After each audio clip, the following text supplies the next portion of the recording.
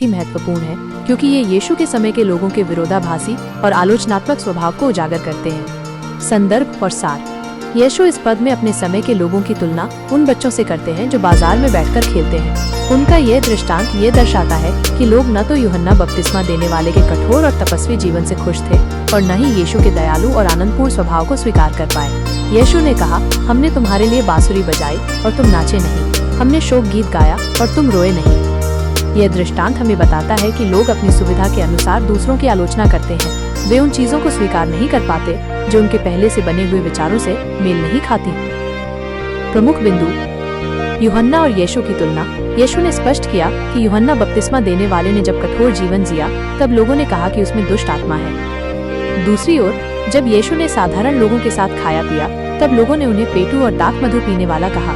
ये लोगों के दोहरे मापदंड को दर्शाता है। असंतोष का स्वभाव। ये पद दिखाते हैं कि कुछ लोग हमेशा असंतुष्ट रहते हैं। वे दूसरों की अच्छाई को भी गलत तरीके से देखते हैं। यह स्वभाव उनके विश्वास की कमी और आध्यात्मिक अज्ञानता को दर्शाता है।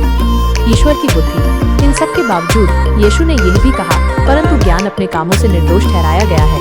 इसका अर्थ है कि भले ही लोग उनके काम को नहीं समझे, परमेश्वर का ज्ञान और योजना अंततः अपने परिणामों से सही साबित होगी। यीशु का जीवन, शिक्षाएं और पुनरुत्थान ही इस बात का सबसे बड़ा प्रमाण है। निष्कर्ष। मती कहता है कि हमें दूसरों के बारे में जल्दी से राय नहीं बनानी चाहिए।